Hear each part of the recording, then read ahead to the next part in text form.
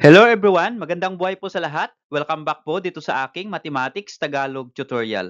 Sa video na ito ay papaliwanag ko po sa inyo the different terminologies or terms or basic terms about probability, just like experiment, outcome, sample space, and event. So to start learning about probability, ito po yung mga kailangan nating matutunan. So mag-illustrate po ako, magpipresent po ako ng scenario about experiment, and from the experiment, how to determine the outcome, how to determine the sample space, and how to determine the event. And after discussion and illustration about these terminologies, magbibigay po ako ng learning activity for you to master the lesson.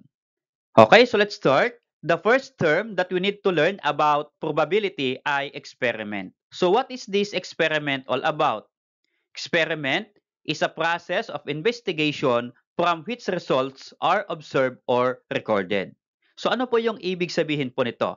So these are the different activities that illustrate experiment. Ito po yun sila. Tossing a coin. So if you toss a coin, that is an experiment. So this is a process of investigation at meron po siyang result na pwedeng i-observe or i-record. So if you toss a coin, then that is experiment. Okay? Another one is that picking a card from standard deck of cards. Okay? So if you get one card from the deck of cards, then that is an experiment. Okay? Another one is that by rolling a die. If you roll a die, okay, then that activity is called experiment. Another activity to illustrate the experiment is that choosing a ball from a box. For example, we have a box that contains balls, and if you choose one, then that is called experiment, or that activity is an experiment. Another one is drawing a ball in a lottery. Okay? Kapag kayo po ay tumataya ng mga lottery, and that activity of drawing a ball, ay ang tawag po dyan ay experiment. Okay? So, yun po yung mga different activities that illustrate experiment. Okay? So, kapag tayo po ay nag-perform ng experiment, meron po tayong tinatawag na outcome. Okay? So, ano po yung outcome?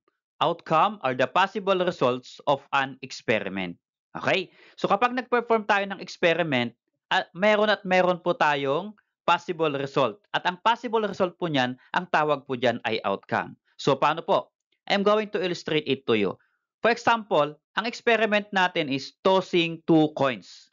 We are going to flip or toss two coins. Then, what are the possible results? Okay? Ito po yung mga different possible results. Since two coins po yung itotoss natin, dalawa po yung pwedeng maglaland. Ano po? So, sa coins po again, ang coins po ay head and tail. Ano po? Head and tail. So, head ay tao at yung tail po ay ibon. So, yun po yung karaniwang ginagamit po.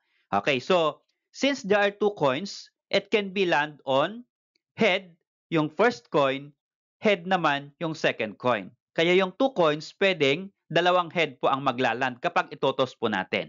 Or, aside from two head, pwede naman pong yung first coin land on head, the second coin land on tail. Kaya head-tail po sila.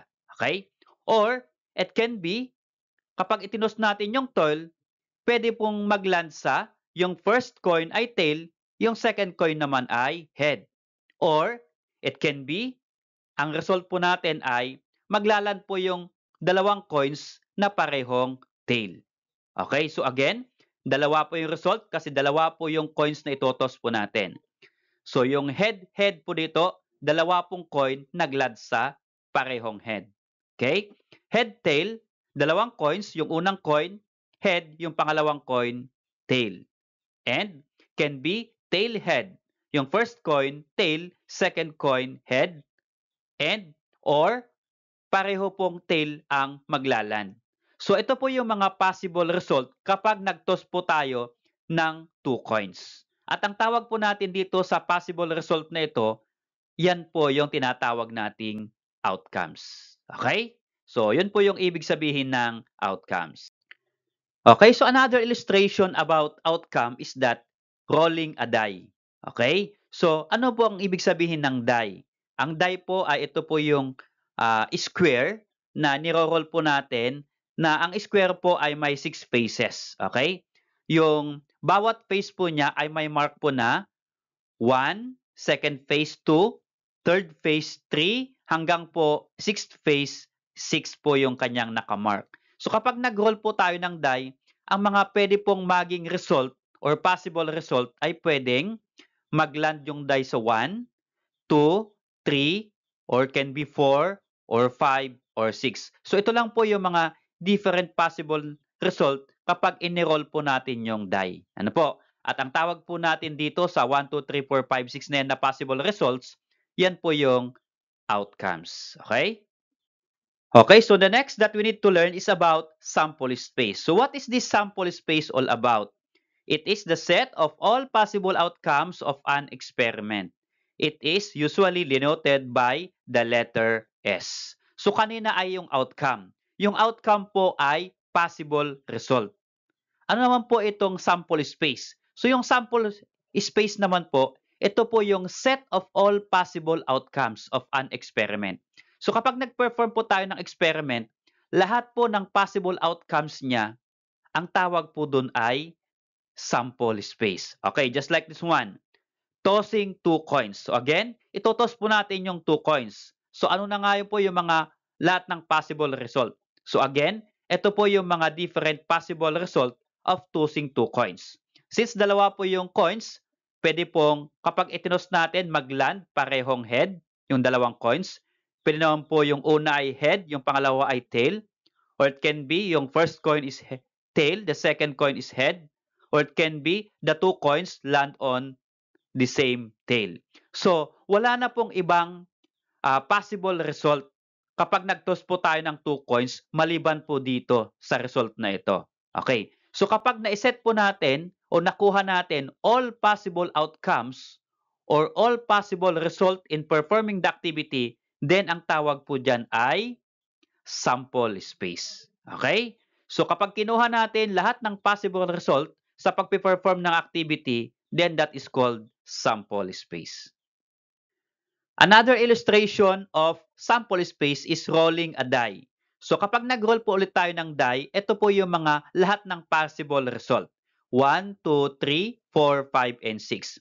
Meron pa bang ibang possible result kapag nag-roll po tayo ng die maliban sa paglalan sa 1, sa 2, sa 3, 4, 5, 6? Wala na pong iba. Kasi yan lang po yung face ng die. Okay? Kaya kung nakuha po natin yung lahat ng possible result, then that is called sample space. Ano po? Okay, so next that we need to learn is about event. So what is this event all about?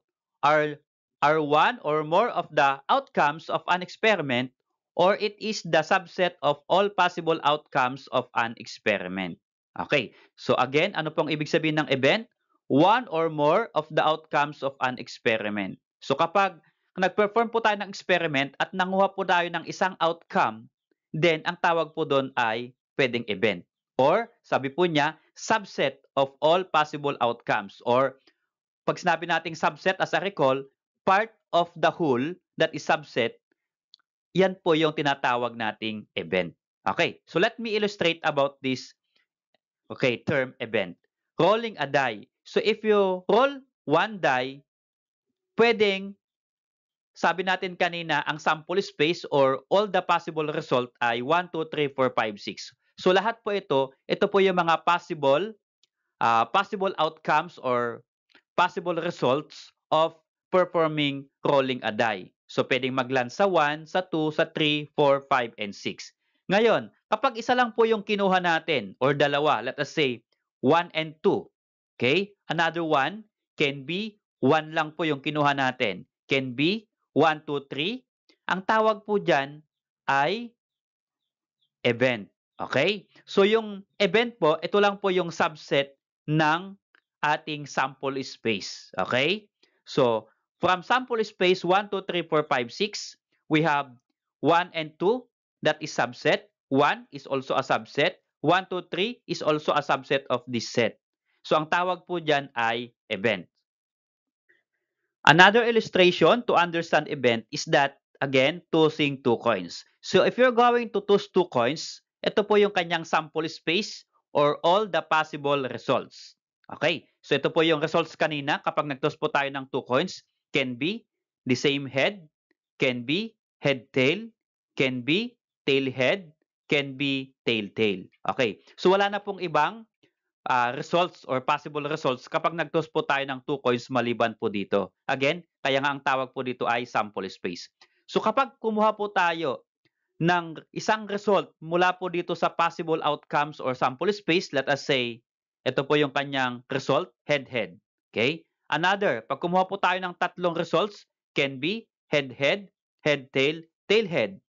Or another result can be head-head, tail-tail, head-tail. So kapag kumuha po tayo from the sample space ng possible results, ang tawag po dyan, iyan po yung event. Okay, so let's have an activity to master the lesson. Write the experiment, outcomes, sample space, and event for each scenario or activity.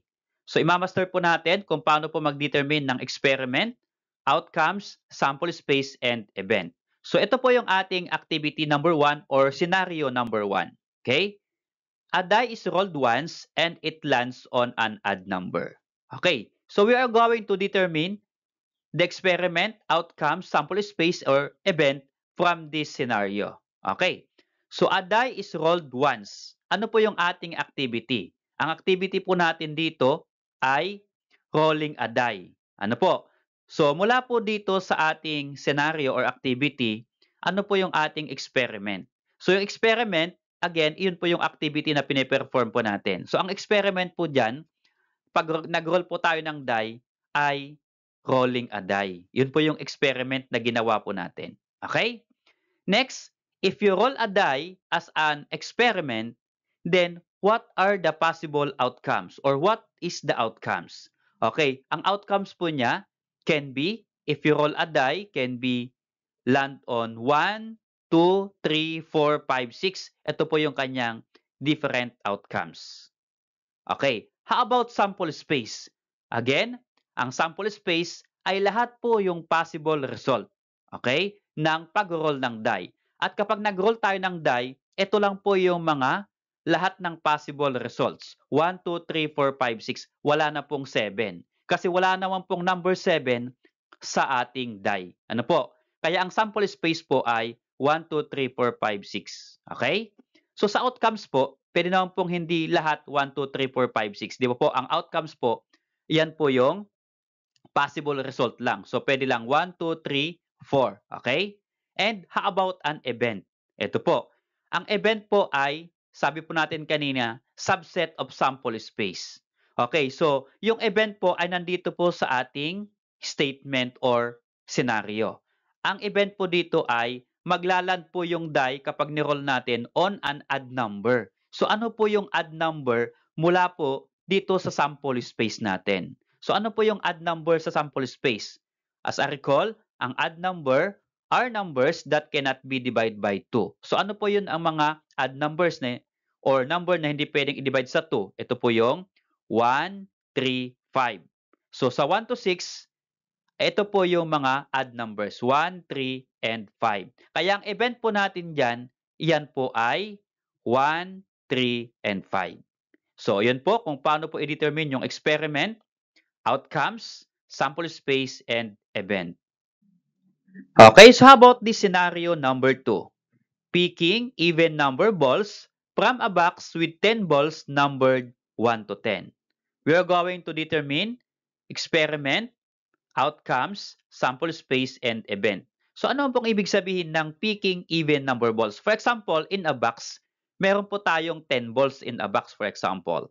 At yung 10 balls na yon ay may number po na 1. Yung first ball may number na 1, yung second ball may number na 2, yung third ball may number na 3, hanggang po yung ikasampung ball may number na 10. Okay, kaya po 10 yung ball. Okay? Now, we are going to pick even number balls. Okay, so we are going to determine experiment. So ano po yung ginawa nating activity or experiment? Yan po ay drawing balls from a box. So yung activity po natin ay mangunguha po tayo ng ball mula po sa box. Okay? So that's our activity. Next, what is the outcomes or what are the outcomes? So what are the possible outcomes? So ito po yung mga possible outcomes. Since 1 to 10 po yung balls, kapag nag-pick po tayo ng ball, ito po yung mga pwede natin ma-pick. Ano po? Pwedeng 1, pwedeng 2, pwedeng ball number 3, pwedeng ball number 4, hanggang pwedeng ball number 10. Ito po yung mga different possible outcomes po kapag nag-draw po tayo ng ball from a box. Okay? Kaya ito po yung kanyang outcomes. Now, how about sample space? Ang sample space po ay lahat po ng pwedeng maging outcomes. So, what are the possible outcomes or sample space? Ito po yon. So, 1, 2, 3, 4, 5, 6, 7, 8, 9, 10. And take note, nilalagyan ko po ng close and open bracket. Bakit po? Ibig sabihin, lahat po ito ay outcomes ng pagpe-perform natin ng drawing a ball from a box. Ano po? At wala na pong ibang result. Kaya ang tawag po dito ay sample space. Okay? And how about the event? So, ang event po ay nandito po sa ating scenario. Picking even number balls. Ang ipipick daw po natin ay even number balls. Okay. So, ano po yung mga even number mula po sa 1 to 10 na balls? Okay. So, ano po yung mga even number? Ang even number po ay numbers divisible by 2. At ano po yung mga number divisible by 2? Ito po yung 2, 4, 6, 8, and 10. So, these are the numbers divisible by 2. At lahat ng ito po na even numbers, ito po yung ilalagay natin na event. Okay, so ito po yung event ng ating activity. 2, 4, 6, 8, and 10. Okay, so how about this scenario number 3? A coin is tossed and it lands on head. So, isa lang po yung itotos natin na coin. At kapag itinos po daw po natin yung coin, it lands on head. Okay, determine the experiment, outcomes, sample space, and event. So, ang experiment po natin, syempre, ano po yung activity natin? Tossing a coin. Okay, magtotos po tayo ng coin. That is our experiment. Okay? Next po, sa ating scenario, what is the outcomes or what are the outcomes? Isang coin lang po, dalawa lang po ang pwedeng result ng tossing a coin. Kasi dalawa lang po yung face ng coin natin. It can be head or tail. So ito po yung ating possible outcomes. Can be head or it can be tail. How about sample space? Again, ang sample space ay lahat po yung possible outcomes. At dalawa lang po yung possible outcomes. So head, tail, lalagyan lang po natin ng close and open bracket. Ano po? So lahat po ito na ito pong head and tail, ito po yung sample space natin. Okay? And how about our event? So, ang event po natin ay nandito sa ating scenario. Ang event po natin ay, if you toss a coin, it lands on head. Okay? Head po ang lalabas. Ibig sabihin, head po yung ating event. Okay? So, that is how to determine experiment, outcomes, sample space, and event. Salamat sa pod, kaibigan. Kung natuto ka at nagustuhan mo sa video na ito, baka pwede mo namang i-click yung like and then subscribe kung bago ka pa lang dito sa aking channel.